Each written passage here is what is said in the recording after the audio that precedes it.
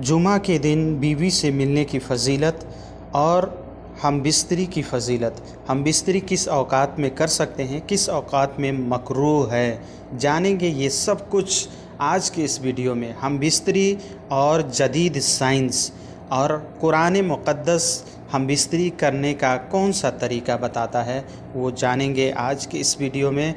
तो अस्सलामु अलैकुम व रहमतुल्लाहि व बरकातुहू। आइए हम और आप मिल कर के नबी और आले नबी पर एक मरतबा दुरूद पढ़ते हैं। अल्लाहुम्मा सल्ली अला सय्यिदना मुहम्मद व अला आले सय्यिदना मुहम्मद बारिक वसल्लिम।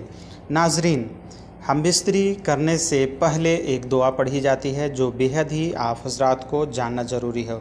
जब जिमा का इरादा हो, बीवी से हम बिस्तरी करने का इरादा हो, तो ये दुआ पढ़ें, बिस्मिल्लाह अल्लाहुम्मा जन्निबना शैतान व जन्निबिश शैतान।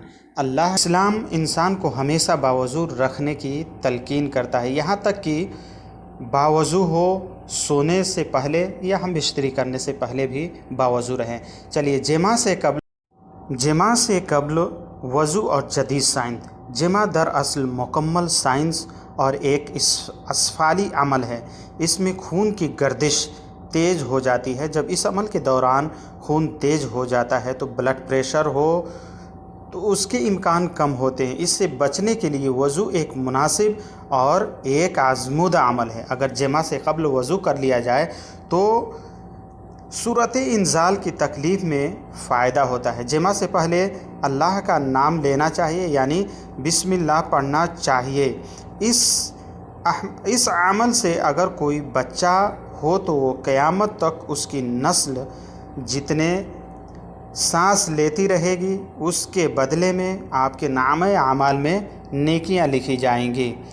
फजूल के मर्द और औरत दोनों सफाई कर सकें, इस चीज़ का एहतमाम मुबाशरत के दौरान रखना ज़रूरी है।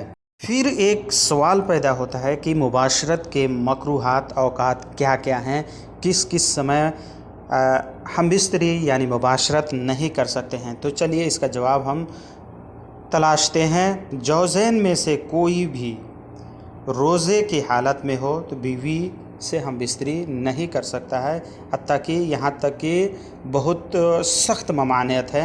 हैज़ व निफास की जब अलामत उस पर ज़ाहिर हो, इस दौरान भी हम बिस्तरी नहीं कर सकते हैं। ऐसी बीमारी लाहिक दोनों को हो सकती। इस काबिल मुबाशरत की जाए यानी जगह पर मना किया गया है जहाँ नमाज का औकात हो या नमाज का जब वक्त ख़त्म हो जाए तब आप पढ़ें। ऐसा नहीं कि नमाज का औकात है और आप हम बिस्तरी और जिमा में मशगूल हैं तो ये औकात जो है मकरूह है। इसके अलावा कोई वक्त की क़ैद नहीं है। इसके अलावा आप जान लेते हैं कि जुमा के दिन बीवी से हम बिस्तरी करने का कितना सवाब है। कोई भी नेकी जब इंसान करता है तो अल्लाह तबारक व तआला उसके नेकियों को ज़ाया नहीं होने देता है। अब यहाँ तक कि कुरान मुक़द्दसा में इरशाद फरमाया है, हुन्ना लिबासुल लकुम व अंतुम लिबासुल लहुन्ना। मियाँ और बीवी एक दूसरे के लिबास हैं।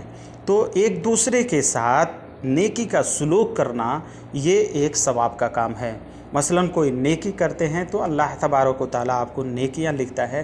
तो ये मुबाशरत जो है जायज़ तरीके पे अपनी बीवी से हम बिस्तरी कर रहे हैं, ये भी एक सवाब का ज़रिया है जिससे दोनों लोगों को राहत पहुंचती और ये राहत ही सवाब का ज़रिया बनता है।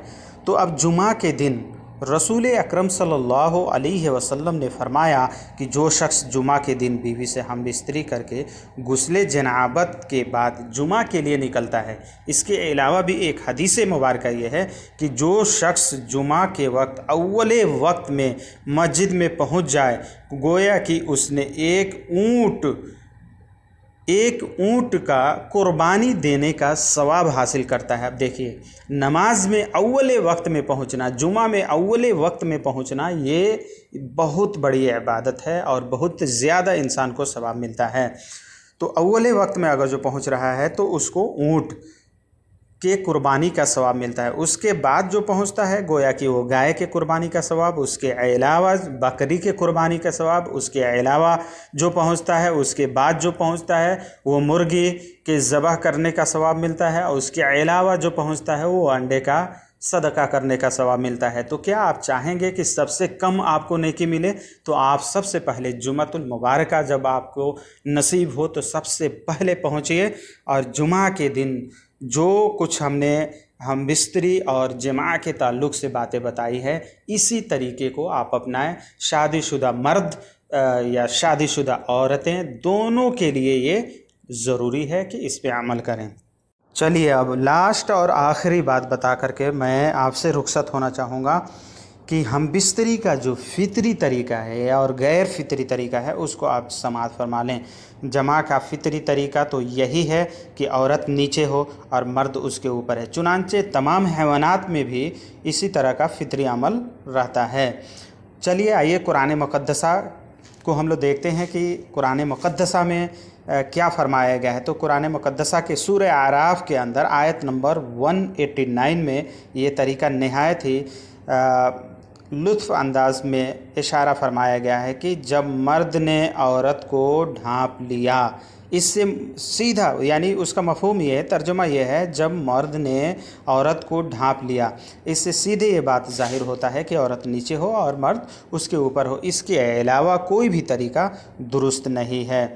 इसकी सूरत यही हो सकती है कि औरत नीचे लेटी हो, मर्द उसके ऊपर हो। इसी तरह जिस्म के से मुराद ये है कि औरत का जिस्म ढक जाए, इस औरत का जिस्म ढक जाए, यही तरीका है जो ज़्यादा राहत और आसान है।